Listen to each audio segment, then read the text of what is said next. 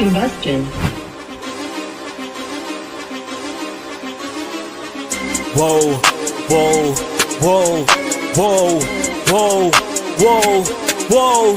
Been running the game with my team making plays. Talking 80, my G's, wanting jewels in this place. Surrounded by dogs, keep the quarterback safe. I'm the one with the plans, they gon' do what I say. The game is not over, we don't celebrate in the end zone. We don't got no time in the wait. H-Town run down, we don't premeditate. We just go and get to it, we got them on skates. If the game going to overtime, kicking the overdrive, we gon' be first at the finish line. Play looking full, but I finish mine, can I get second? We gon' line up like it's dinner time. We put in work till we get this a ring. Super Bowl season, we running the scene. H-Town the home of the realest that breathe. Keep your face down when you talk to the king.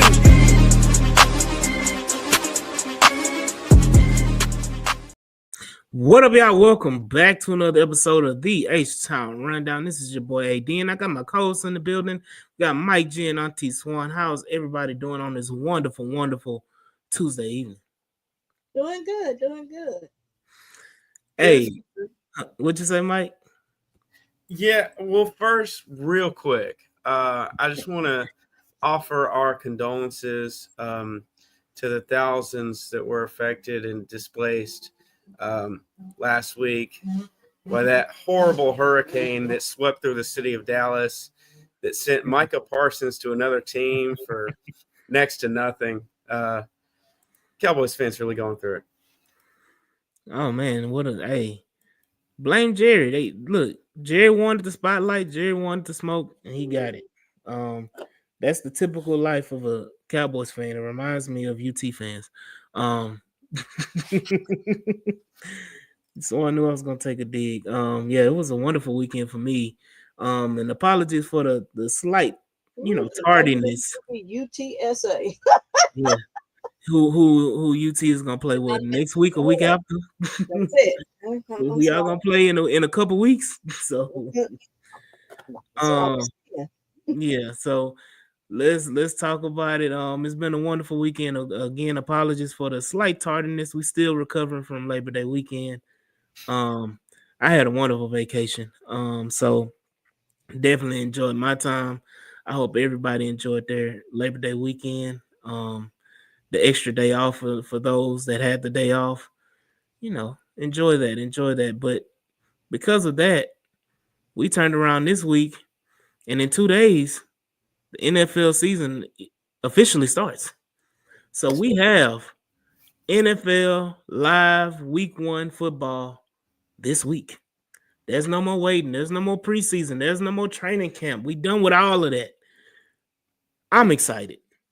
I just want to know, is everybody else excited? Oh, I'm excited. I'll actually be there in Philly in 2 nights. So, okay. Pretty exciting. Okay. They playing the Cowboys, right? Oh yeah, won't be pretty for Cowboys fans. I'm just letting you know, Mike. If the Cowboys pull off the shocker and win that game, we know you are the reason why. Ruben in the building. Ruben say he off the honey pack. Swan, you don't need to know about the honey pack. Yeah, you don't. No. His thing is, I know what the honey packs are because a certain Jaguars fan that sells them at her store. So that's why when he's at the honey pack, I'm like, damn. Oh, okay. Swan, sometimes they need the assistance, but that. I thought the Texans playing this week was enough money pack for everybody. Like you, but I didn't know, Someone don't need to know. Sweetheart, you have no idea. Oh Lord, no, we don't need to go down that route. Not tonight. But again, there are a few transactions that's transpired. Today, matter of fact, today for the Houston Texans, let's talk about the news of the day. The Houston Texans have restructured Dalton Schultz contract to allow more cap space for operation this year. Basically push some money down to next year where whenever Dalton Schultz gets cut, and hopefully that's next year, we'll incur a higher dead cap than what we originally were going to incur before, but it'll open up a few cap dollars for the Texans who were over the cap before today. So they made those transactional moves. I think Dalton Schultz created close to $5 million in cap space with a simple restructure, according to Texans Cap. Shout out Texans Cap. Mm-hmm. And then also they created some more cap space. I think 1.5 million in cap space by extending. Unfortunately, the Houston Texans extended second string, long neck, keep the Millsites hope alive, Davis Mills, to a 1-year extension worth $7 million, making him the second highest paid backup quarterback in the NFL, according to Spot Track. What are y'all thoughts about those two transactions? Well, go ahead, Swan. With the Dalton Schultz, I mean, I'm used to Nick doing that, and we incurring dead cap. The way I understood it from Texans Cap was it kind of brought his contract back to what it was. So I'm not surprised by it. It is what it is. It doesn't preclude us to cut him next year. Cut him at the end of the season. So I'm fine with it. We needed to make some room for operating expenses, so no big deal. As far as Davis Mills, I don't have a issue with it, simply because it's $7 million. He's a backup, and I like how someone put it. It's like it also creates nice trade bait, because if a team is interested in trading for him, he is locked in for an additional year.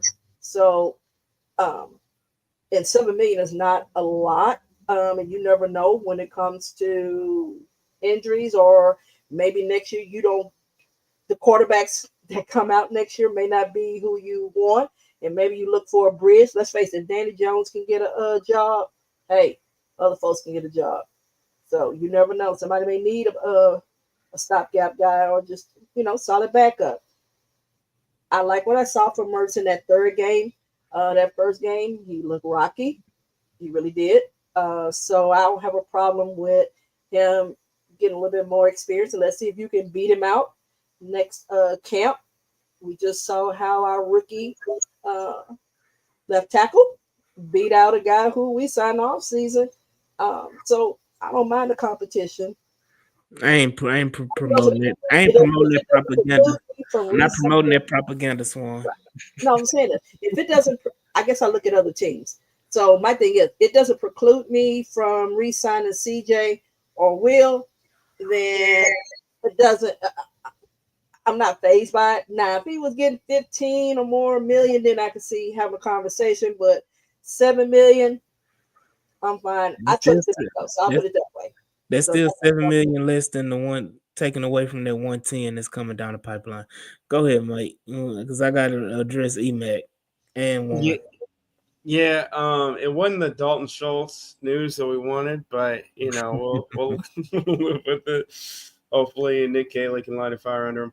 As far as Davis Mills, yeah, 15 million. Talk about a crash out. Oh wow, yeah. Thank God it's not that. So what? The second highest paid backup? That is he the second best backup in the league? I don't think Absolutely not. I'm not going to say it's an egregious overpay, but he's not the number 2 backup in the league. But he's fine to have as backup. Hopefully, Graham Mertz. Hopefully, what we saw in that preseason game where he really turned it around, and hopefully we see more of that developing behind the scenes, so we can overtake Mills next year. But hey, go ahead and respond, AD. No, they go piss me off. So this is the thing. My issue with Mills is that I never wanted Mills from the get-go. I was anti-Davis Mills from the get-go. People wanted to add me in the Nasty Nine. If we want to go back to the OG Texan Twitter days, I was cool with being part of the Nasty Nine because I didn't never agree with Davis Mills being the franchise or being the future of the Texans. And It didn't make sense last offseason or last season during the season when we extended him. Didn't make sense then. Doesn't make sense now. And I'm a proponent of backup quarterbacks, to me, are not important in the grand scheme of things, because this is my logic. If I'm relying on a backup quarterback at any aspect of the season, whether CJ is out for 2 games, 5 games, or the whole season, Don't even put that out there. I got to put it out there for context. Fair enough. I'm not expecting any success from that. So if you saying I need a quarterback for 2 games, I mean, I believe in my whole heart that Graham Mertz can do just as well as Davis Mills in 2 games. With the defense that we have, it would be literally hand the ball to Nick Chubb, defense, do your thing, throw to Dalton Schultz and K Stover and Nico Collins, and call it a day. That would be the game plan. Now, if CJ is out, God forbid, knock on wood, an extended period of time, the season is already cooked for me. The season is a wrap. I'm not expecting us to, do one. It was even a scenario, okay, week 1, we play the Rams. Ariante Ursery gets beat like a dog by Jared Verse. Jared Verse knocked the hell out of CJ Stroud. Shoulder falls on his shoulder, separates shoulder, he out for the season. At that point in time, I'm packing my bags up and it's over. And I'm not it don't matter what quarterback, quality, not quality. At that point, I would want a non-quality backup so that I can get a high draft pick. That's what I would be wishing for at that point. But I think every team, and I mean, with 80, every team, if your franchise guy goes down week 1, week 2 for the season, everyone is feeling that season is over with. Your backup that most coaches are looking at is that guy that can hold it down for 2 to 3 games, especially since we have the defense we have. When you say, oh, well, let me just hand the ball off, well, teams are going to know you're going to try to hand the ball off, so they're going to make you throw. And you got the weapons now where, and I think you have a better play caller, where you could manufacture some offense and, squeak out games.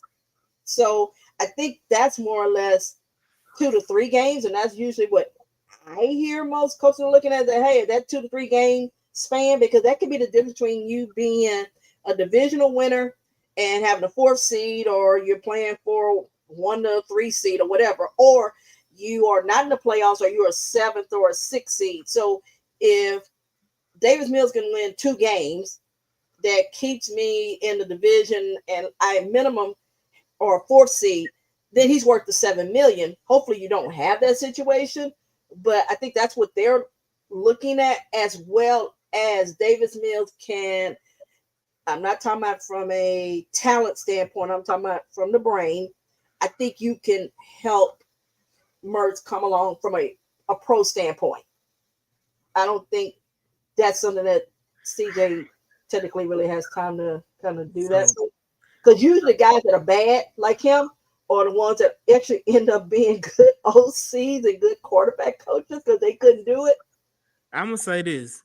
It irritated me when Diana Rossini put out that tweet after the fact, trying to explain away the Davis Mills contract, saying that the Texans value Davis Mills for what he brings to the locker room. And in so many words, basically saying Davis Mills was a mentor to CJ Stroud. You know what that was. Ain't no way that you about to sit up here and there's nobody on planet Earth or in space or in this universe or in any kind of whatever you want to say that can sit up here and tell me that CJ Stroud is being mentored by Davis freaking Mills. I didn't take Ain't no way.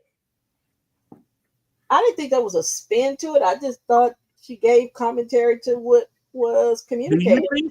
Do you think that Davis Mills is a mentor to CJ Stroud? No, I don't. Okay. No, I'm saying this. I didn't take it as though he's a mentor to him, obviously, because I mean, but here's I'll the thing. take that one. I'll take Yvonne saying Keenan was a mentor. Right, But ain't Keenan no was a way. mentor. I But take that. But right. you're not about to sit up here and tell me that Davis Mills has that much influence in CJ Stroud's life as a quarterback for the Houston Texans that he's uplifting or influencing CJ Stroud to be a better quarterback. I don't think that. I don't think that's what but no, that's what the article said. That's what she posted in the tweet. I know what she said, but I don't believe that is what D'Amico reality and them are pushing. His thing is D'Amico has no problem letting everybody know what he thinks, and he made it clear.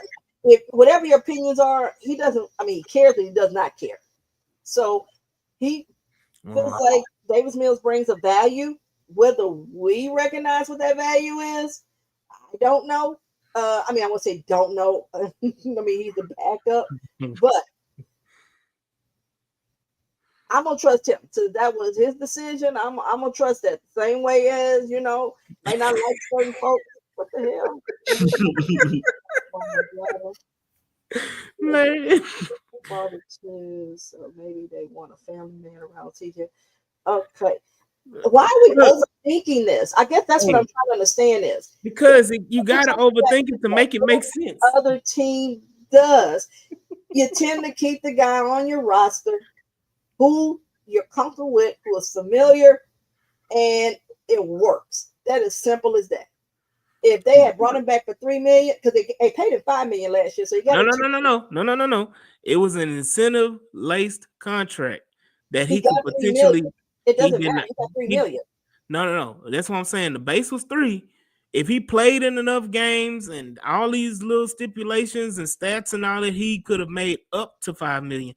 He has got a $4 million raise. Not according to Texans cap. Texans cap said he got $2 million. Swan. I'm just reading what the man said. I understand, but when they signed that contract, it was incentive laced, and it said it can be up to $5 million. I hear what you're saying. I'm just telling you. I'm trying to figure out what incentives did he have to accomplish because he didn't play but maybe like 20 snaps the whole season. He must have made some incentives. According to Texas, he got a $2 million and he got a $2 million raise. So then that makes me even more pissed off because how can you sit up here and just give this man $2 million for nothing? Are we gonna really be upset about $2 million? I'm not upset. I said pissed off is not upset. Upset is being mad. Same thing. No, not for me. Not for me. Because I'm the king of pissing people off. I guess I can look at some other contracts. Marcus Mariota got 8, and Marcus Mariota has led a team to the playoffs and won 2 playoff games. Marcus Mariota has not done anything since he left the Tennessee Titans. What has Davis Mills done compared to Marcus what you're saying is I would say that Marcus Mariota post Tennessee Titans has done more than Davis Mills. Hold up, and then to top that off, he was drafted number 2 overall. So we know he stole some money. But I guess not to go down that rabbit hole because we can. Davis Mills is here, technically through next camp until Graham Mertz beats him out or we trade him. Look, if he makes it through next camp, he's gonna get another $9-10 million contract. If he make it through, because that's how obviously that's what the requirement is to make it through training camp. One said maybe the incentives were to keep CJ locked in and away from podcasts. They ain't that close. I don't care. They ain't that close. But I don't want to harp on it too much. I just need the people to know that my thoughts are my thoughts alone. It does not reflect the thoughts of the podcast. But AD's thought is that, and AD's thought alone is that Davis Mills, because he was playing this whole offseason like David Mills. And David Mills got $7 million to be a mentor to CJ Stroud. And that just don't sit right with me in my heart. In my heart of hearts. And I just don't feel like David Mills should be the second highest paid backup quarterback in the NFL because the talent ain't matching the status. I would have taken Jameis Winston. Oh, I hell, would have not taken 30 for 30. Nope. for a backup. Nope. So you ain't tell me that Davis Mills could have been a 30 for 30. So let me explain to you why I say that is. He has been with the Saints. He's been with the Browns. And, Who else? No, hold up. None of them brought him back. Hold up. Went to the Giants. And Jackson Dart has leapfrogged him. I mean, Jackson Dart was a first round pick. No. That's a status. No. His intent. Jackson Dart is probably going to start at some point during the season. Unless something happens to Russ or something. But I'm saying is, I think even still, we don't expect the Giants to really be doing anything spectacular. So I think when it's going towards the end of the season, they're gonna throw Jackson Dart out there. I mean, yeah, but I'm saying is the intent was not to throw it. The intent was to do him like Mahomes. So that's what I'm saying. That is the goal that they had. But I'm saying is based on how he played, he leapfrogged Jameis because it was supposed to be Russ. It was supposed to be Jameis Winston. I never thought Jameis was be the number 2 quarterback. I am saying how they. I understand. I'm just saying. I understand how it was painted. Organization, so just like they not now there. So right, I understand how it was painted, but what I've seen before from NFL past, we're looking at what happened with AR and so forth, and not everybody is ready to be quote unquote a starter. So I get why you don't want to, and based on their schedule, how they start out the gate, you don't want to throw them out there. So no, but I would say this to your point, Swan, about Jameis Winston being moved around and him getting jumped by Jackson Dart and all of that. I will say this: everywhere Jameis Winston has went, he's won games as a starting quarterback. Games? Yes. Okay. He the last time he's been quote unquote good or start out good was when he had Sean Payton. I'm not even going down the road of him being good because at the end of the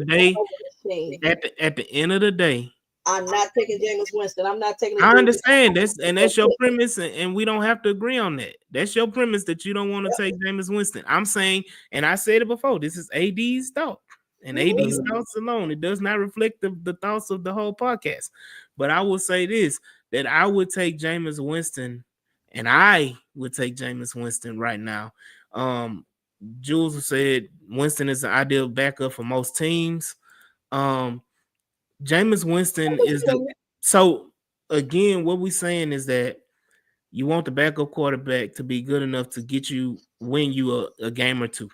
That's the premise of the backup quarterback, right? Is that you can put him in there and he can win you a game or two. Jameis Winston has proven that if you plop him in as a starter, he can come in and get you a game or two. He can cost a game or two. Good news, we signed 43 more years. Like Jameis is fun, but I also, particularly right now, don't really care to hear about former Florida State players. So, hey, there's that. Hey, what happened in Florida State? Man, hey, nobody wants to talk about that. Just a horrible dream that thousands of us all had at the same time, But moving on from that talk or whatever, I know Mike talked about the Parsons trade, which I think was the biggest trade in the NFL since Deshaun Watson. Mm-hmm. Possibly. I don't think there's been a bigger trade involving like a big name player of that magnitude since Deshaun Watson. So this was kind of big news, and I feel like you can see it from both ends. You can see that Dallas, some people want to say Dallas was dumb. A lot of people want to say Dallas was dumb. Then you have a coalition of people that says, well, it kind of makes sense that they get the draft capital and all that stuff back, and they can replace him or trade up, move up, and everything like that. When has Dallas missed on a draft pick, though? It was a dumb trade. And it was a dumb trade, but I will say, when has Dallas missed on a draft pick? And shout out to the group chat. I mean, like they, just hitting. And the difference is that we're not talking about just a draft pick. We're talking about a Michael Parsons type. Right. And where was Michael Parsons drafted? Huh? What pick was Michael Parsons? 11. 11? Yeah, so it's not Did you see the Cowboys picking 11 this year? Huh? Could you see the Cowboys picking 11 this year? Nah, I got them in the teens. What did they pick this year? They picked it, 17 this year? 16, 17, something like that? 18? Yeah, Dak got hurt. So he didn't play. I'm saying with Dak on the field, I would put them in later teens, like 18, maybe 19, something like that. Okay. So only a few picks off, but if you got an extra first round pick, you think they could trade up to 11 or 10? Or in the top 10 if they had the 18th pick and it depends on who's making whatever the Packers. Let's say the Packers, because the Packers ain't no guarantee that the Packers are going. Packers will be picking in the high 20s. So you're talking about if they package 18 and 22 or 23? No, I got them like in that 27-ish range. You got them making to the NFC Championship game or damn near? Yeah, because all you gotta do is get into the divisional round to get to 27. I don't see them. I see they getting beat before then. Oh hell no. Packers got some flaws, and we can talk about that because right now we're just doing a little round of NFL talk right quick. But we're gonna jump into the Texans because we got some way too early expectations, and I got another soapbox item I want to talk about when it comes to a rookie. I know Larry want to talk about that rookie, but I ain't talking about that rookie. I'm talking about some other rookies. Tackle. But other than that, I think that it's a lot of that NFC North is going to be something. I know that Detroit is going to take a slight step back because of the changes with coordinators. So it's almost a given that they're going to take a step back. But don't count out Chicago. Oh, no, please. Chicago ain't going to make the playoffs. I wouldn't just bank on that. I think Chicago may shock a few people. So Caleb ain't shocking nobody. You say you hope not. Mike said he hope not. You got Minnesota still there. We don't know what their rookie quarterback. Well, he's not a rookie, but JJ McCarthy, we don't know what he's going to be because did he even play in the preseason? I don't remember seeing him because he didn't play against us. No. So I don't remember seeing him. He did not play against us. He played that first game. Took snaps. Yeah, so we got to see what he's about. But, I mean, the Packers are perennial letdowners. They can – yeah, they – When has the Packers when have they made the Super Bowl? Last made the Super Bowl when Aaron Rodgers was early on in his career. Yeah, but they've been in conference championship. They've been when they should have been in the Super Bowl. No, you say perennial disappointment. I guess my thing, I feel those like one and done. No. So look at when I say perennial letdowners or perennial disappointers, is that the Packers, whenever they're slotted to be this team, like this team that's going to the Super Bowl, this team should go to the Super Bowl. They have everything they need. They should be going to the Super Bowl. Then they just throw a duck and just looks sad going out. They don't ever lose a game where it's like, man, they almost had it. If it wasn't but for one play here, one play there, it's always they get blown out or something crazy, or it's just like it's not even a close game. So that goes to my point of them kind of letting down or whatever when it comes to expectations. I understand them being divisional, all that stuff. To me personally, the NFC has always been weaker than the AFC for the last 10, 15 years. NFC has always had teams that shouldn't even thought about being in the playoffs. NFC is the only conference that had a 7-win team multiple times make the playoffs. So I always consider them like the NBA, the Eastern Conference, how they consider that a weak conference. I consider the NFC the same thing. And Larry said he got $7 million because he reduced the size of the goddamn league. I don't think so. He's always been head and shoulders above the competition, Larry. But definitely, yeah, like Brandon said, Detroit is probably taking a step back from loaning guys from the O-line more than losing the coordinators. Yeah, I think Caserio either trades up in the first or he trades both seconds. And yeah, that we way down the line on that. I mean, yeah, it's gonna be trades, but I don't know if Nick is gonna trade up unless it's somebody crazy there. But again, it's gonna be I think it's gonna be a lot of shock and surprises in the NFL this year. I think only one I know that's a guarantee is the Texans winning the AFC South. Anything can happen in the NFC East. It's always a toss up. Yeah, Larry say Houston does not have any public supermarkets. We sure got some HEBs though. They always got fresh crab legs. They always got fresh crab legs at HEB. But definitely, I think you look at the NFC East, you look at the NFC West.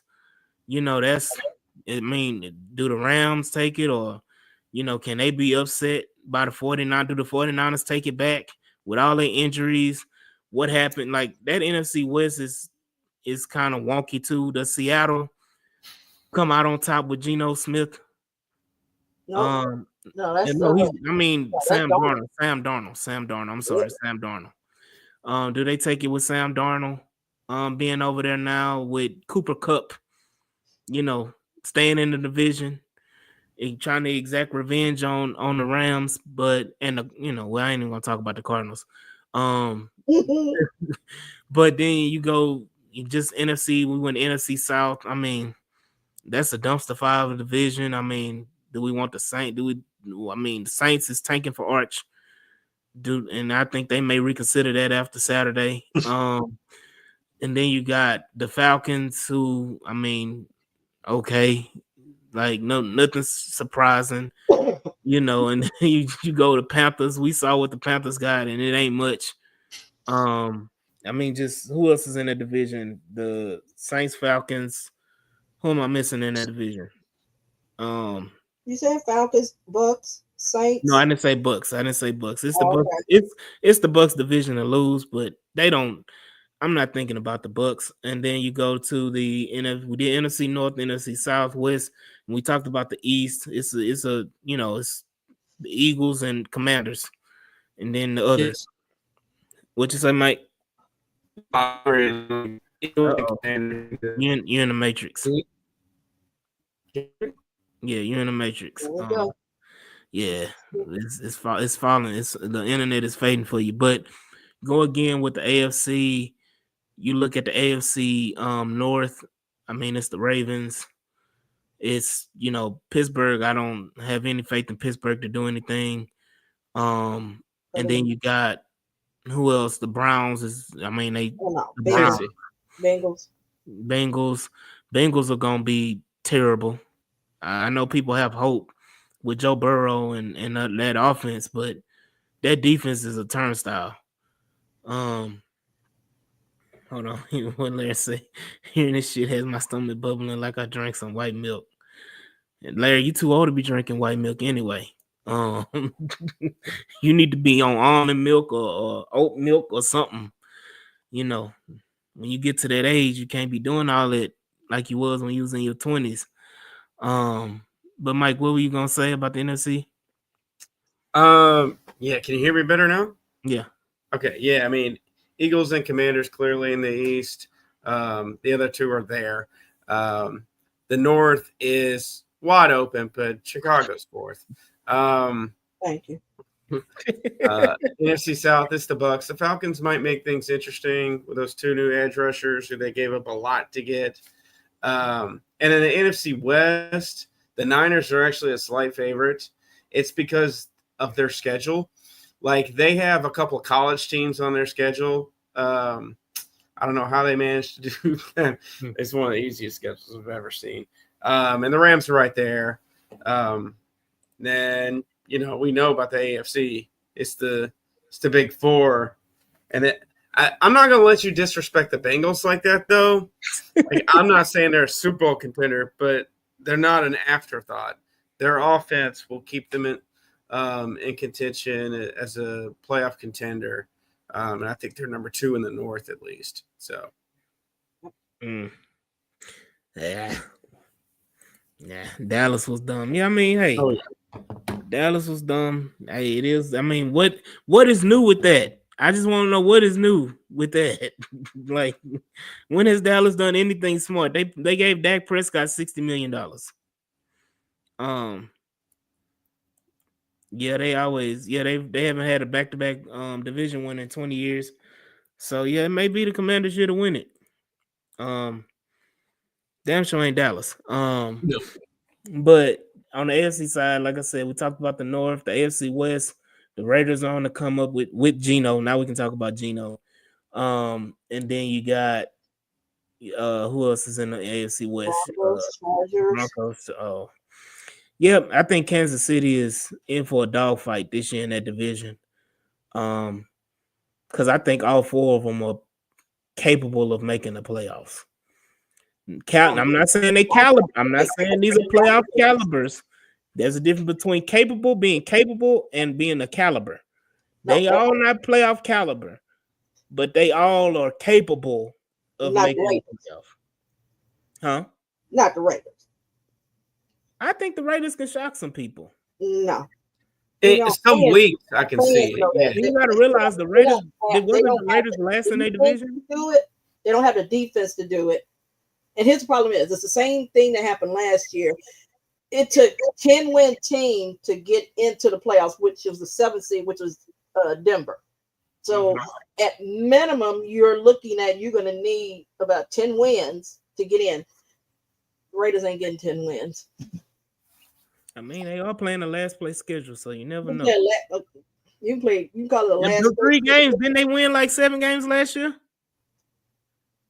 Yeah, that's probably what they're gonna do again this year. But I'm saying, hey, they got 3 more games. You never know. They got them 3 easier games, but you go there. Like I said, I have a little more faith because I believe they're gonna run the ball, and I think they have a better quarterback than they've had in a few years in Vegas. So I think that may help them. And offensively, I know defensively they may struggle and everything like that, but I think offensively they may get a bolster because they have a better quarterback. Bo Nix, like most teams, with a reason they can win and lose that division.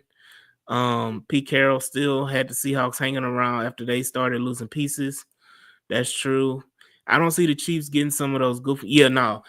Chiefs, I don't know what was going on, but I think the NFL wanted the Chiefs in the Super Bowl again because some of those games they won last year just shouldn't have happened. It shouldn't have, but that's been the case for years. When you give them games, that's what happens. I mean, the refs gave them games too. I mean, they gave them a game against us in the playoffs. Let us not go and reminisce and revisit. Yeah, we also gave them game too. Shit. I mean, I think Jerry Wayne cost us that game during the season. Jerry Wayne did take a knee from us. Literally. And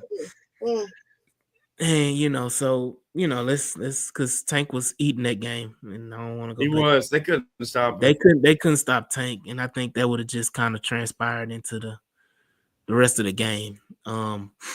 But you go to the AFC South.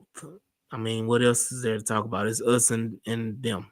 Whatever them is, Tennessee and Jacksonville and Indy. None of them have a solution at quarterback.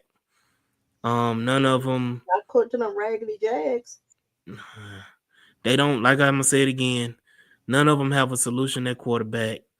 All their defenses are very questionable. And if you relying on Cam Ward to do something special, I just don't have. Cam Ward may turn out to be a fine player, but Cam Ward is not. I mean, let's be honest. If he went in last year's draft of quarterbacks, what was he? Maybe the 5th or 6th quarterback taken, maybe in last year's draft. So I mean, I'm not very high on Cam. Weapons. It'd be. Yeah, they starting a rookie 4th, 5th round receiver. So I mean, it's not like they're loaded with talent. So yeah, Tennessee is not anything. I'm hoping on. I'm fourth. yeah. I mean, yeah, they were 4th last year. They'd be 4th again. Indy. I got them finishing 2.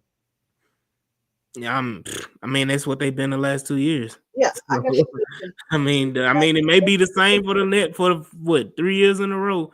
Texans 1, Indy 2, Jacksonville 3, and Tennessee 4. You know, we can move on from the South. We did the West, AFC East. I mean, come on. Bills. Yeah, it's Bills and whatever Bills. that. I do think a sleeper to look at is the Patriots. Mm-hmm. Yeah, I think the Patriots are going to be much better. I think Drake May is going to be better. They actually are trying to put some weapons around him. Mm-hmm. Yeah, I don't understand it either one, but you know, in the famous movie of life, because they're looking at, they keep saying our O-line, our O-line, our O-line. Look, I'm gonna say this: in the movie Life, if anybody, the cult classic movie Life, Swan, have you seen Life? I know you've seen Life with Eddie Murphy and Martin Lawrence. You know, old Ray Gibson, you know, said he ain't never gave up no MF and hope. And that's what the other AFC South teams are. They Ray Gibson. They ain't gonna never give up no MF and hope. So yeah, they be the Pappy. Because the Texans are the Pappy of the AFC South. So I will say this, and you know, like I said, Swan, I agree with you about the Patriots. They are trying to build something, and they got an actual head coach now. So they may be able to make some noise in the AFC East and challenge that. But Miami, the Jets, they don't even get a full, you know, sound. I think they will look more functional. Mm-hmm. Because I think Aaron Glenn is trying to build a coach over there. So I think they will look functional, but I still think because Justin Fields, I don't know, but I just don't think it's enough right now for them to win 10 games. Like I said, I think to get that 7th seed, it's going to take you winning 10 games. So that's going to be that, you know, that floor. Because I don't think 9 games is going to get you in. And the reason why I said that, because if you're thinking that you got 3 teams out of the West that's going to be performing. Hey, this one Ronald said he got the Colts last. Look. No. Hey. I need them anything. I need them Jags last.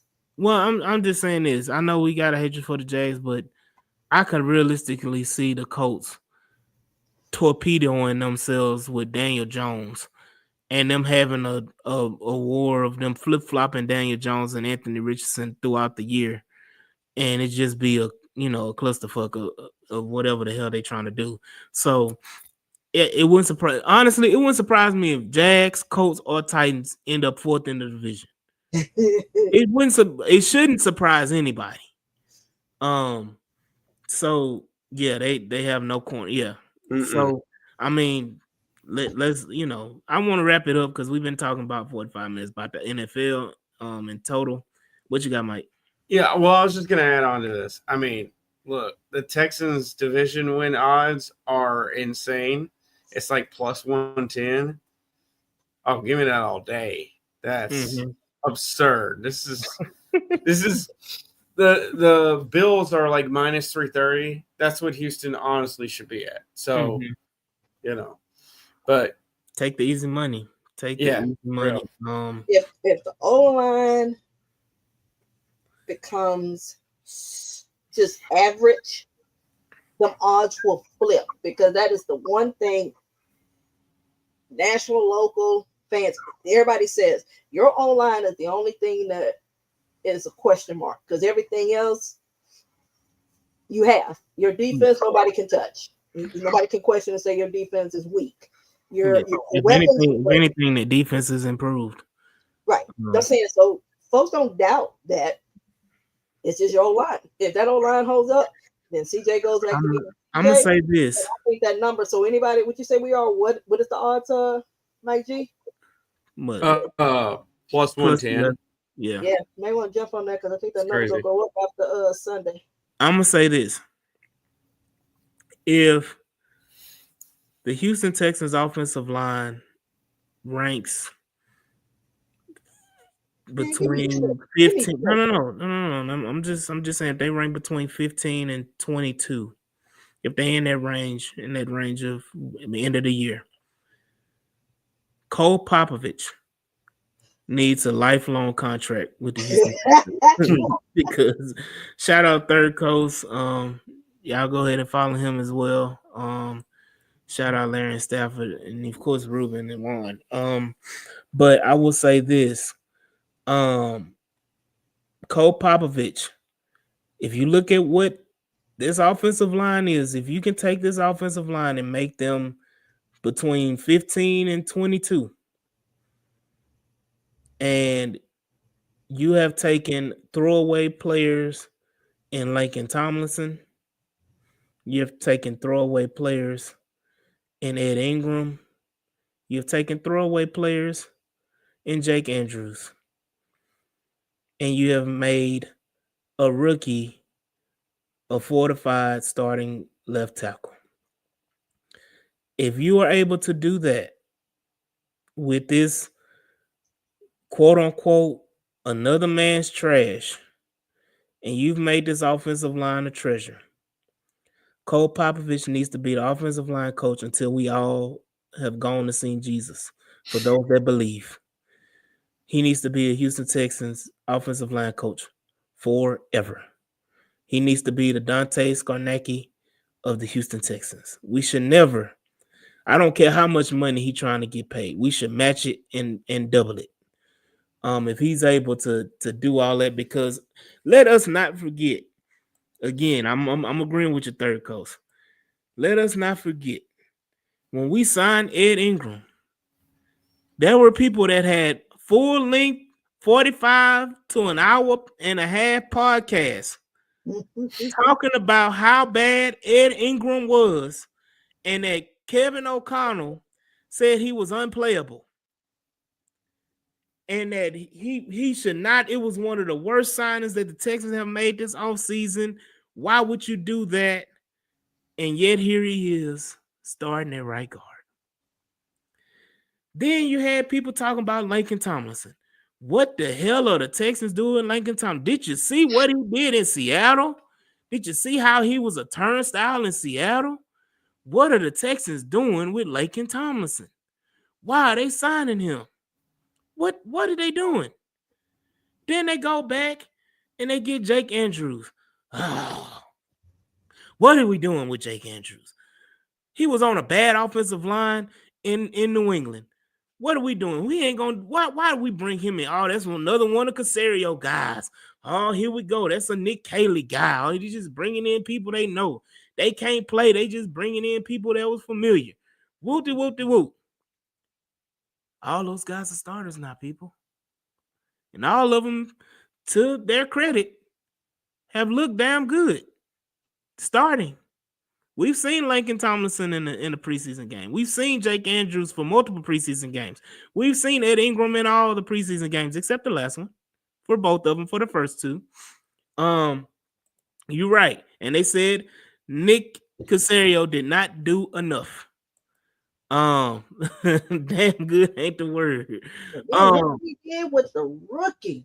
Yeah, and I'm getting to this one. I'm giving credit where credit is due.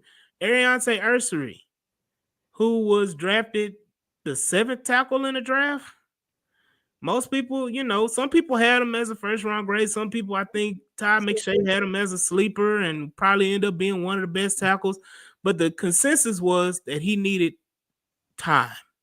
He needed time to develop. He needed time to learn. He had a lot of flaws in his game. that he needed to work on before he can be put out there as a starter. He credit to Ariante Arcery. He put in the work. He did what needed to be done to become a starter for the Houston Texans on this offensive line. Yes. And he was drafted 48. That's a pretty high draft pick, but he was a 7th tackle taken. You had Kelvin Banks. You had what's his name? Josh Simmons. You can say the tackle guard. What's the one that we wanted for that plays from Minnesota? Will Campbell. Will Campbell. The list goes on. It was 7 of them. That were drafted. And you're right. A lot of people thought he was the best, but was considered a late first, mid-second rounder. I agree with all of that. But again, he was the 7th tackle taken in the NFL draft. And right now, he's playing like he's one of the best. I think only Kelvin Banks is probably playing better than him right now. All things considered. Based on just preseason tape and everything, because once again, we only got like 25 snaps from Ariante Arcery. So let us just, that goes on to my next point about the rookies. People said Nick didn't do enough trying to get the O-line, drafted 3 O-linemen in the top 2 rounds in the last 3 consecutive drafts. I agree. We drafted an offensive lineman in the second round of the last 3 drafts, starting with Drew Scruggs, then we drafted Blake Fisher, and then we drafted Ariante Arcery. I agree with all of these points there, Coach. I'm not disagreeing with anything. I'm just telling you this. Again, I'm going to say this one last time. Shout out to Ariante Arcery. Shout out to Laken Tomlinson. Shout out to Jake Andrews. Shout out to Ed Ingram. Shout out to Titus Howard. They all put in the work this offseason, and it looks like this offensive line is looking like they're going to be a productive offensive line, not only in the run game, but also protecting C.J. Stroud, our franchise quarterback. So we will see what it looks like week 1. And trust me, they will be tested week 1. Yes. So we will see what it looks like. We will get a live action, proof. Right. If this was a success, if they did the right thing, or if they just totally shit the bed with what they putting out there on the offensive line. Go ahead, Swan. There's some other things. He didn't put all his eggs in one basket to say that the O-line they're putting together has to be this O-line. If you look at the other players drafted for this offense in the sense of running back, young man, although a rookie, understands pass pro for what we can see. Because the young man pick up a stunt. I mean, hey, we had guys last year that have been veterans for almost 10 years that couldn't recognize what one looked like. They signed, they traded for Harrison Bryant. Sorry about that. Blocking. Even looked like Don Schultz want to put in some effort. You saw Case Stover. The point of it is, I'm seeing that if we have to do any type of max, damn, I cannot talk this evening. Max protect. We can do that even with wide receivers. Everybody, and they said it individually, everybody's committed to blocking, and it looks like they want to block. And everybody understands their role. They understand what they're supposed to be doing. That came from Titus and the rest of the guys. So to me, if everybody understands, you can make the necessary adjustments when you see certain things. I don't expect them to be perfect on Sunday. That is one of young, B lines. So they're going to have their moments. But are you recognizing it? Can y'all adjust? And do I need to make some changes? So that's what I have confidence that they all know what the assignment is to keep our quarterback upright as much as possible, give him opportunity to step into his throws. And, hey, so I'm confident that they'll be able to do that overall. Yeah. Course of the game. Whether that is something they go do all game long, or is it a second half kind of thing where they gonna be doing this kind of sparring thing. I'm gonna take my side, you take yours, whatever, and then that second half, all right, we gotta buckle down. Hey. So I'm looking forward to it. I feel more comfortable with this O line going into this game, even on the road against this D line, than I do from last year. Yeah, look, Brandon said he said crazy to have coaching so bad they make 8-year vets forget how to play. He said Warren said that talk about the O-line and the spaces helped me realize more that O-line drafting can be a hit or miss like most positions. I mean that is so true, because I look at it like this. Everybody ranks on Kenyon Green. I talked about it in the spaces and on Twitter and everything like that. Everybody ranks on Kenyon Green. Yes, it was a horrible choice after the fact by the Houston Texans. And yes, they could have had a player like Kyle Hamilton or whatever. But I challenge people to go back to that draft of 2022 and look at the offensive linemen that were drafted in that draft. And me personally, I can only count 2 that were hits. That was I think it was Tyler Booker. Was that his name? Yep. For the Cowboys. And Tyler Lindenbaum. Yep. Everybody else, Zion Johnson, barely hanging on to a roster spot in LA. Should have been cut. Barely making it. You can go down the list. Evan Neal, bust. Ike Ekwonu, bust. Like, huh? Ike Ekwonu but he's a terrible offensive lineman. He's not good. If he wasn't picked number 6 overall, he would not be with the Panthers right now. Panthers are in a spot where they have to hold on whatever hope they got, because that offensive line is still terrible. And he's saying Ike is average. I say he's below average. Enough to say, because I watched last year. I mean, actually, his better year, he finally settled in. He's not Shaq Mason, but he's not living up to expectations. He's not. Okay. Right. What I'm saying is, but his thing is, he's not. He's on your roster, and he's actually able to contribute. It wasn't a wasted pick because he's still contributing to your team. So that's what I say is. Has he lived up to that top? What was he, 5? He was 6. He was number 6. Top 6 pick.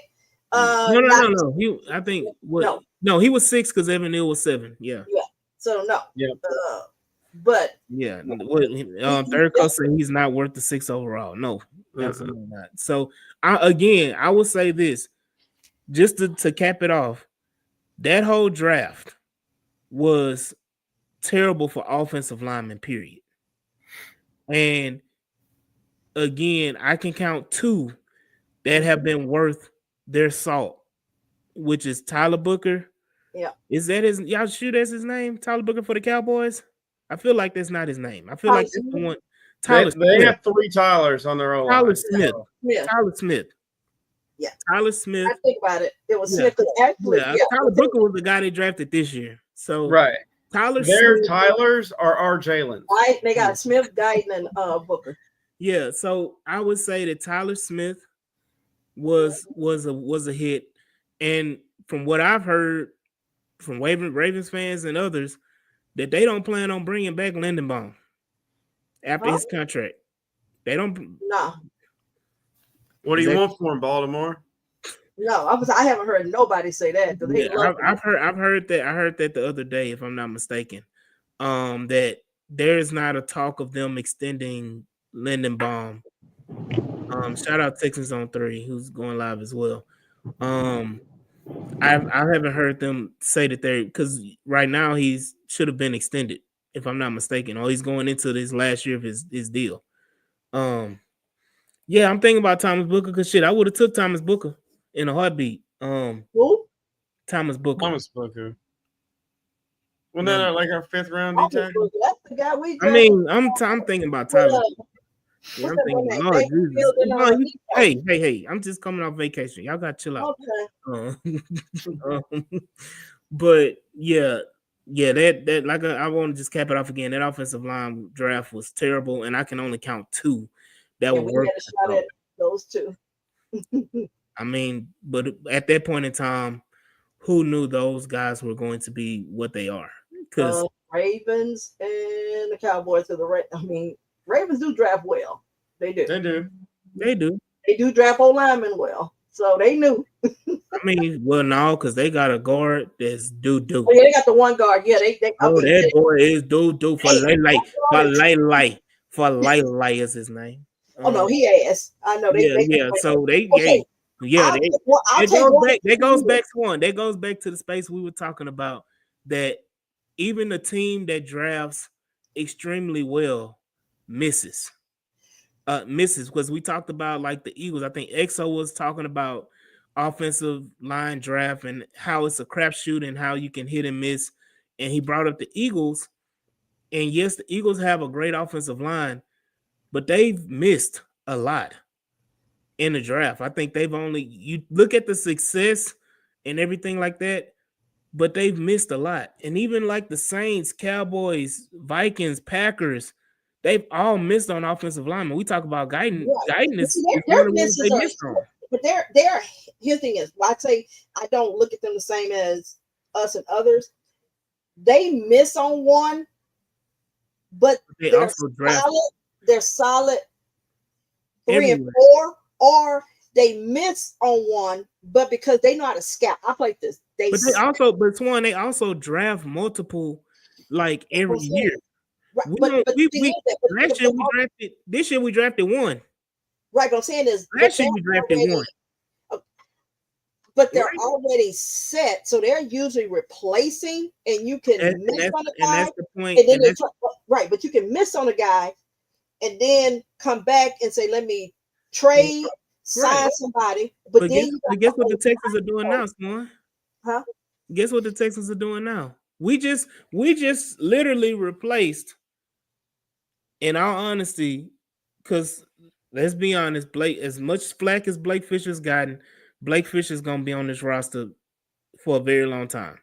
Blake Fisher and Ariante Archery, they've already replaced the 2 starting tackles. So we can go on the point of now that you replaced them. Now you can say, okay, I replaced my guards because Juice Squirrels is going to be your guard of the future. And you can say Ed Ingram is young enough because I think Ed Ingram's 23, 24, 25, something like that. That he can be, if he plays well enough this year, now you have Juice Squirrels and him as your 2 guards. Okay, how long? I mean, did we only sign him for 1 year or more? We signed him for we picked up I think we picked him up off of waivers if I'm not mistaken.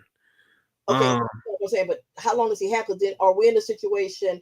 Yeah, he's going to have to get paid. But again, what has Ed Ingram done as a former second round pick in that same Kenyon Green draft?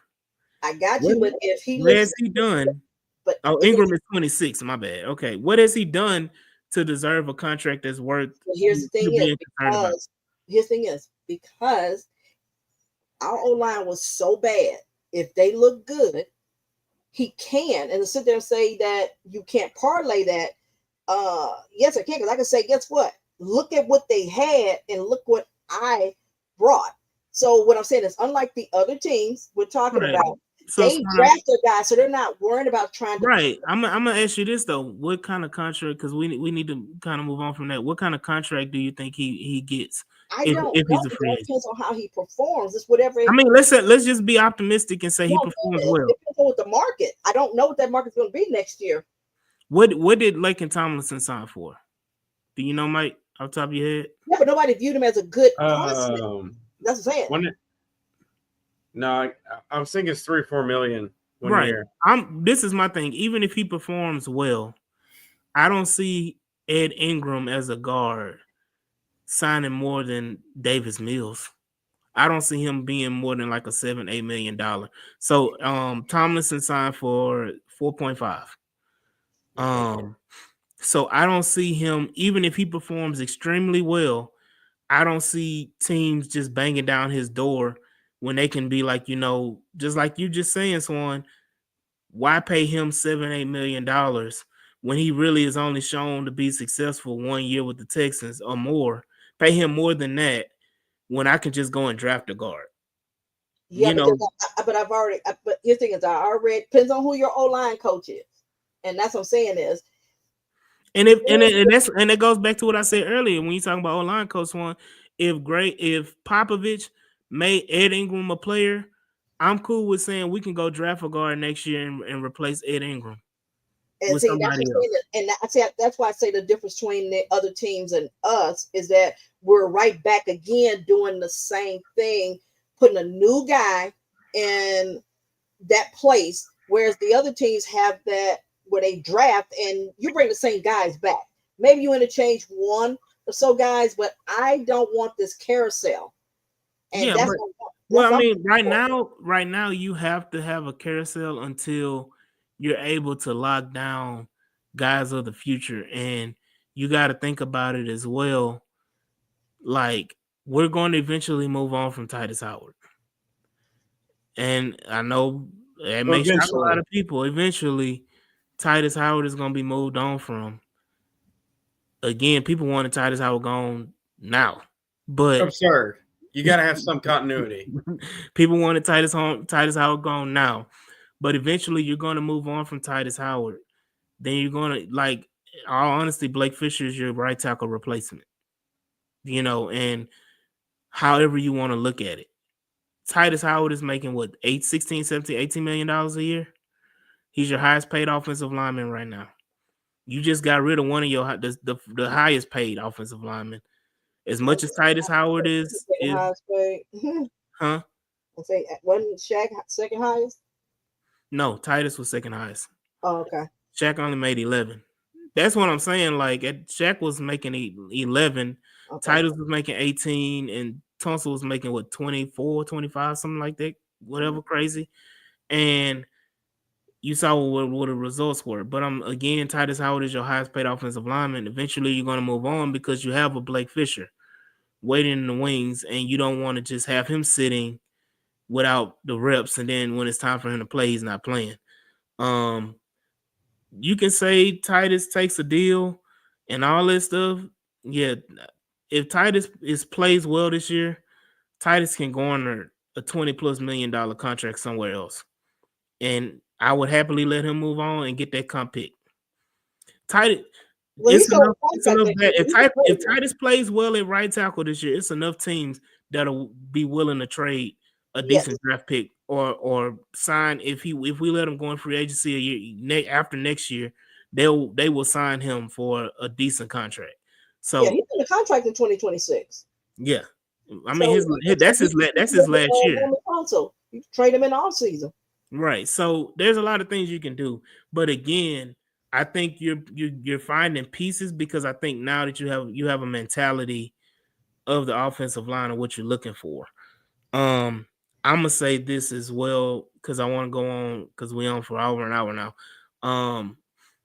I want to say this about expectations when it comes to these rookies. We have to temper. I'm just begging the fan base to please temper expectations because I'm the proponent. I would rather be surprised than disappointed because, again, what is I talked about the worst case scenario with Ursery. He goes out there week 1 and gets abused like a rag doll. Now we're sitting up and looking like, damn, what are we doing? Why didn't because there is going to be a coalition of fans. I will be one of them saying, why the hell didn't you start Cam Robinson in the first place? Cam Robinson. Huh? I have to say the same thing could have happened to Cam Robinson. I mean, it ain't happened. You ain't seen it. So yes, I have. I did. No. You have not seen it with the Texans. No. I have seen it. So I've seen it with the Players. No. You have not seen it with the Texans. I've seen it in his career. So that's enough to say it could happen. I've seen Ursery get beat. I've seen Ursery get beat in college. A lot. I've watched the young man in pro. And he got beat here too. Preseason. I've seen a guy play multiple years. I'm gonna go back to the temper again. I want to temper expectations because again, I look at it like this: Jaden Higgins and Jalen Noel. people are putting too much sauce. And this is AD's because it's gonna piss people off. Y'all are putting too much sauce on this Jaden Higgins and Jalen Noe. I understand they're the new toys. I said it again. They are Buzz Lightyear, but you still got you a whole bunch of Woodies and Rexes and damn Mr. Potato Heads. You got all that can play, and you have a good time with. Buzz Lightyear will be there, and he will be a toy just like everybody else. But I'm telling y'all to just temper your expectations. Just because the light is all shiny and new, don't mean that it's better. Christian Kirk will have an amazing season this year. If he can make it past If he can make it past 8 games. What will make him get hurt? I don't know. Last 2 years. What happened for him to get hurt? Nobody knows, right? We just know that he was hurt. Nobody know. We know why Nico got hurt, right? We know why Nico gets hurt, right? It's a hamstring. Right. Okay, but he had soft tissue issues. He done broke collarbone and everything. So I'm gonna say this again. Christian Kirk, because that's what everybody's banking on. Everybody's banking on injuries. Because we have them, unfortunately. But again, everybody's banking on injuries. And what happens if they don't get injured? Great, wonderful. We ball out, but our luck. So then again, we ain't been lucky yet not to have them. So you have to, if the same way you say temper your expectations and chill, you have to be realistic on the other side of we have been bitten by the injury bug year after year after year. And I'm gonna say this again, even still, with an injury bug, you have to realize, yes, these guys are young. They're learning the offense. They're learning an NFL offense first and foremost. Yep. There are going to be some miscommunications. There are going to be some issues. There are going to be some times where they come across the middle and get hit. Ain't never got hit like that before in their life. Please don't put that lie out there. What? What?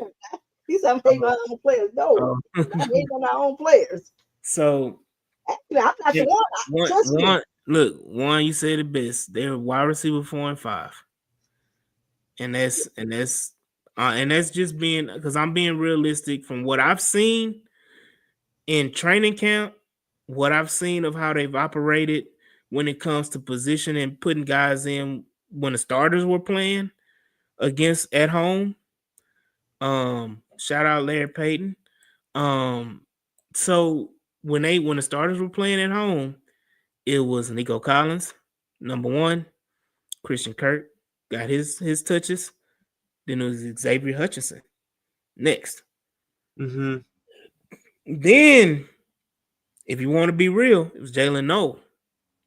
Then it was Jaden Higgins. So he's moved up to 5 from 7. He moved up to 5. Hey, he moved up to 5. That unofficial depth chart. So on. When if we riding on unofficial depth chart, hold on, that unofficial depth chart. I'm gonna say this, and I'm gonna be realistic with you. Just like when we talked about Jackson Dart being a first round pick, being a primary backup, I'm gonna say this right here: the scrutiny that Nick Caserio would get for trading down out of the first round, passing on tackles that some people consider may be future franchise tackles, even though we got Ursery. But at the time, you passed on Josh Simmons and you passed on other talents, even like your guy, Gray Zabel, and all that other guy. We passed on these guys because Gray Zabel, to his credit, looks pretty good. So you passed on these talents and you went down into 34. You drafted Jaden Higgins and you gave him a guaranteed contract, which screwed up the league when it came to second round picks and later. Screwed up the league and put a hold on contracts and all that type of stuff because you paid them. If they would have put out a depth chart and did not have Jaden Higgins, that you put guaranteed money behind, that you spent the second overall pick in the second round on, and you got him as a primary backup, Nick Casario made the wrong decision in taking Jaden Higgins. Okay, and guess what? And I'm telling you, to save face, I'm gonna tell you this right now. I guarantee you, we will see Xavier Hutchinson more on Sunday than we will Jaden Higgins. And I'm just putting it out there. We can put some money on it in the chat. If y'all got some money on it, we can put some money on it. I'm telling you, Xavier Hutchinson will touch the ball and see the field more than Jaden Higgins. That's just what it is. And I'm not looking at a depth chart. I'm looking at what's on the field and how they're playing. Because if we banked on, I guarantee you, Woody Marks ain't the fourth running back. I guarantee you that. Yeah, Pierce being number 2.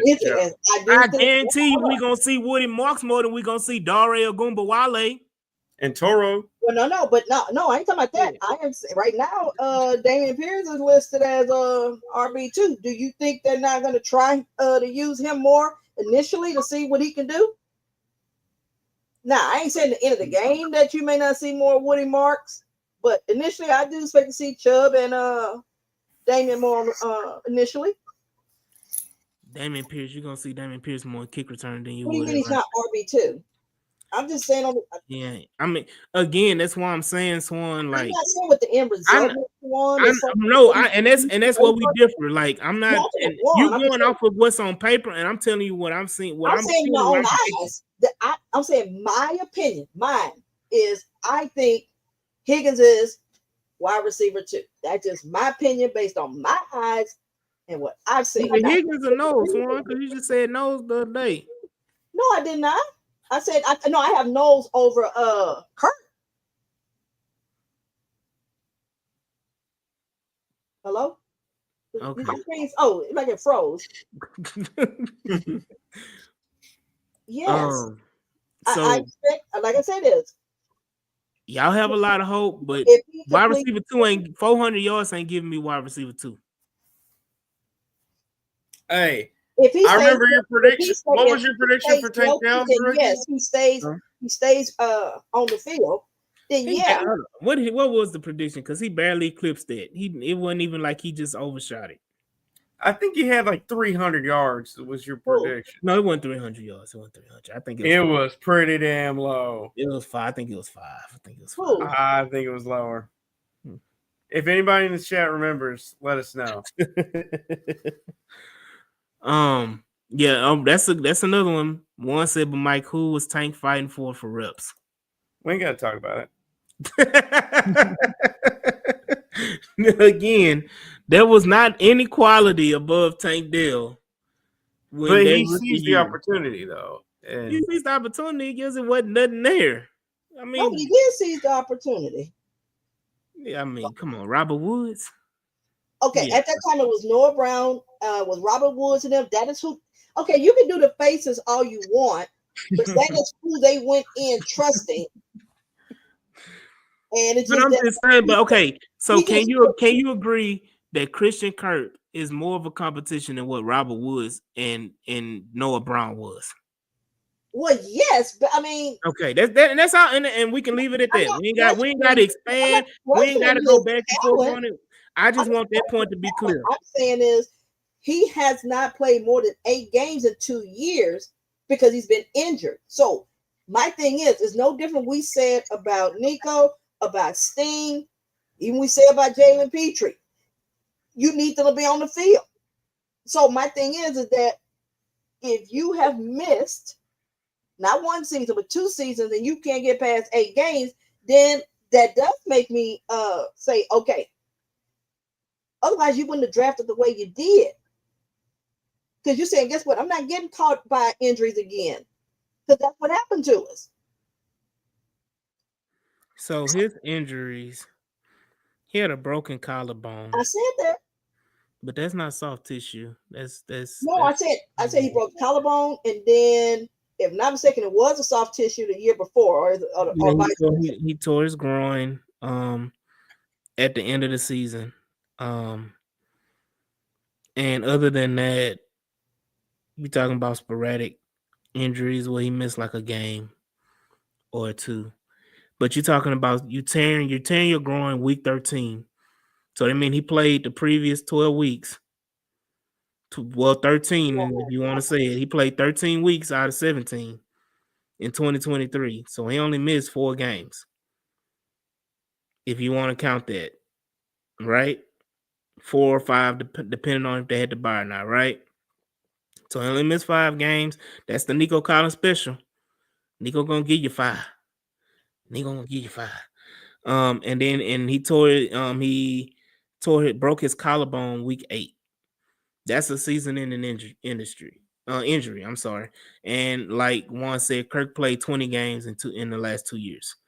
So, I mean, because you said he didn't play more than 8 games.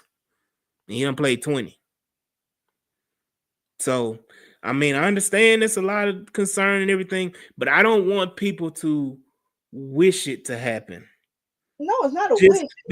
But Swan, I'm saying the perception of people are saying that they're almost wishing that he gets hurt because they want to see Jaden Higgins and they want to see Jalen Noel. So I'm hoping that I'm right that he's going to miss games so that these guys can play. No, see, I think if we get on the field, regardless whether he's hurt or not. Now, how much they get on the field, I expect Higgins to be on the field more than Noel in the sense of because just his size. I agree with that. I agree that Noel, I think he has other roles that he can play because there's the return game and so forth. So he is going to get on the field. So I don't want anybody getting hurt to get somebody on the field. I like to believe Kaylee is smart enough where you know how to, you're not slow it, where you don't know how to use more than 2 wide receivers at once. And that's another thing. We can have the most hope and belief in Nick Caley all we want to, because we need to wrap it up on this so we can get prepared for Friday when we talking about this game. And we got a special announcement episode for tomorrow as well that we're going to talk about. But real quickly, we don't know what Nick Caley's going to be. We don't know what Nick Caley's going to do. I'm going to sit back and I'm just like I did with Bobby Slowick. I'm going to hold my judgment till about week 4, week 5. And I did that Bobby Slowick's first year. And I said, he ain't it after that. And I've been proponent ever since then of get Bobby Slowick up out of here. And I'm going to do the same with Nick Caley. I'm going to give him 4 to 5 weeks, see how that offense is progressing and how it's working. I'm praying to God that he ain't a Bobby Slowick clone when it comes to being stuck in his ways and not being able to adjust and not being able to switch things up and do things differently. I'm hoping that that's the case. And at this day, we have to be optimistic about everything with the Houston Texans. We got to be optimistic about injuries. We got to be optimistic about Nick Caley. We got to be optimistic about the offensive line. We got to be optimistic about all of these things when it comes to the Houston Texans, because that's the one thing we all want. Or it could be a combination of both, King Blocker. It could be, it don't have to be great or depressing. It could actually just be good. It could be positive and, the things they need to work on. Let me tell you this, King Foker. That week 1, all 22, exclusively on the H-Town Rundown. It's going to be the one to watch because we will be breaking it all down on playback on YouTube. You don't want to miss it. So please, please, please, please make sure you sign up for the H-Town Rundown on playback, because guess what we're doing? We're live streaming the games as well as doing the all 22 on playback and on YouTube. So make sure you like, share, and subscribe, and you don't miss a thing. Well, this will be a all season thing exclusively on the H-Town Rundown. And AD will act a type of way of certain players. Oh, I will come with the smoke and I will have all of it. I will have it all. Just trying to motivate. Because AD's motivation tactics have never failed. It works in both ways, positively and negatively. Yes, it will be epic. And of course, everybody will be a part. So y'all definitely need to sign up for the H-Town Rundown. Like, share, and subscribe. Subscribe on YouTube, subscribe on Instagram, subscribe on Facebook, subscribe on the website. Go ahead and follow us on the website, htownrundown.org, and follow us as well on Playback. And there's you go, and follow us all on Twitter right down here. Y'all be sure to, follow Chris Royal. His Twitter's still there, man. Y'all go ahead and do your thing and just support Chris Royal, RIP, stay royal. As well. But yeah, like one, yeah, get your popcorn ready. Playback will be lit with the live coverage. You damn right it will be. And not only will we having playback, but tomorrow we have a special episode, live episode tomorrow, announcing our boy Clayton, who's out being a coach, coaching the young minds of football today. Don't know if he's going to be available. He's going to try to be available. Me specifically, I'll be with Jeremy Branham tomorrow night. So y'all go ahead and book it. Jeremy Branham on the H-Town Rundown. We will be talking Texans and maybe a little Astros. I throw a little Astros in there for him too.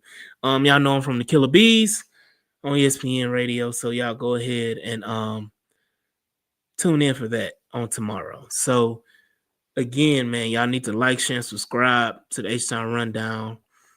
It's been a wonderful day. I know we're supposed to give our early season predictions. I let Swan and Mike give their one prediction for the season for the Texans. Whether it be player, team, whatever. I'm going to let y'all have at it. Go ahead, Mike. Nico Collins will finish in the top 2 in receiving yards, and the Texans will win at least 11 games. Okay. In the regular season. Okay. Swan. CJ will win MVP, regular season MVP. Okay. Spicy. Yeah. Any win prediction? Here's the difference. See, I'm gonna play it safe. I'm not gonna hold it back. If I believe it, I'm gonna say it, and then if I gotta eat my words, I gotta eat my words. But I'm not gonna wait for it to happen, because if I have to wait for it to happen, it ain't walking on faith. I'm walking on faith. Hey, got to. Mine is the Texans will have 3 All-Pros this season. You will have one in Derek Stingley Jr., of course, as a repeat All-Pro. You would have Will Anderson Jr. as an All-Pro and Defensive Player of the Year. Then the third one will be Nico Collins, will be an All-Pro wide receiver, meaning that he is one of the 2 best receivers in the NFL. So we're going to have 4 then.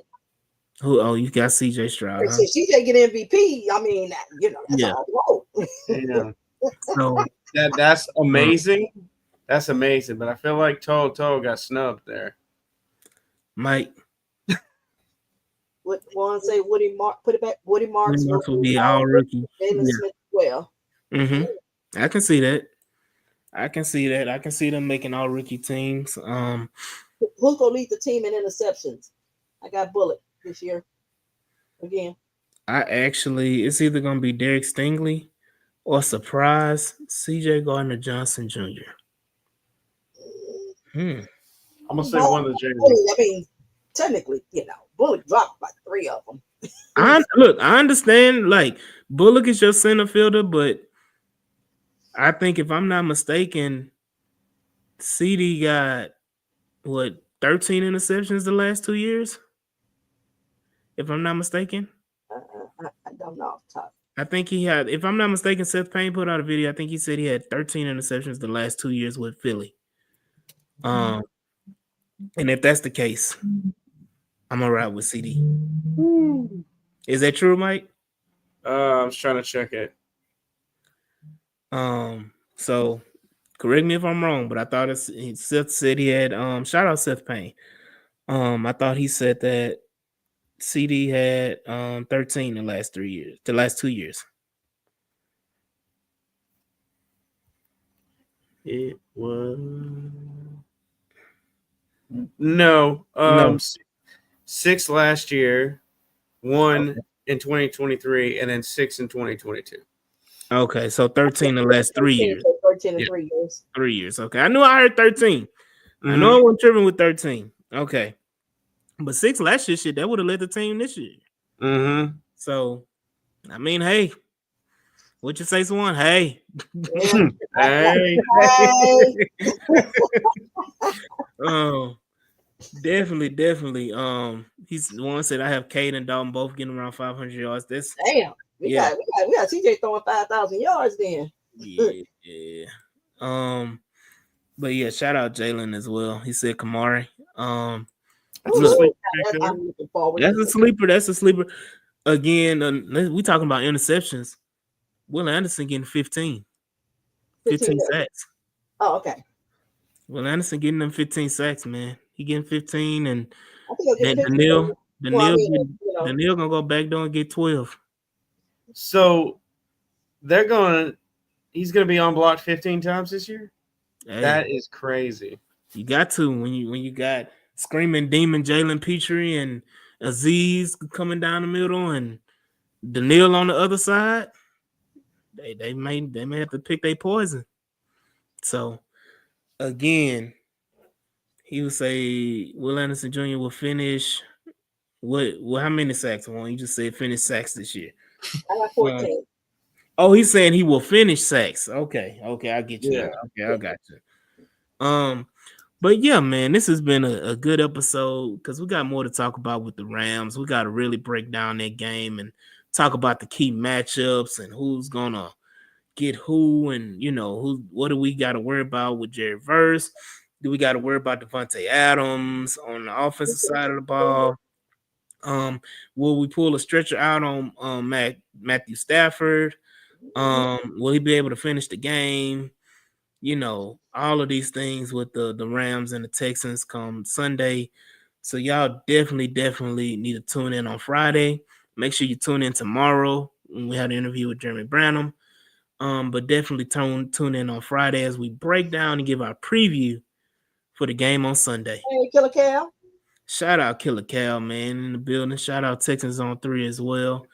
But definitely, y'all tune in tomorrow, tune in on Friday, and definitely next week, Sunday and Monday. Tune in for the live stream for the game, as well as the All 22. So Derek coming in, lady said Nick Chubb comeback player of the year. I can see that as well. Definitely gonna be Nick Chubb. Never mind, I can't say that. No, I was about to say definitely gonna be Nick Chubb in it, but we can't. I ain't gonna pass on that. But definitely gonna be amazing season for the Houston Texans. I am excited because it's football. Officially. Not no preseason, not no none of that. It's officially week 1, starting Thursday with Philadelphia and Dallas, and Philly with the ring ceremony. So we get to see it all. I'm excited for football, man. It's the best time of the year. It's the most joyous time of the year. It's nonstop football for the next 6 months. If I'm not mistaken. Yep. So let's all have a good time. I'll have fun.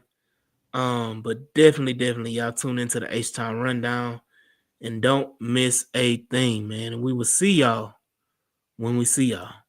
Peace.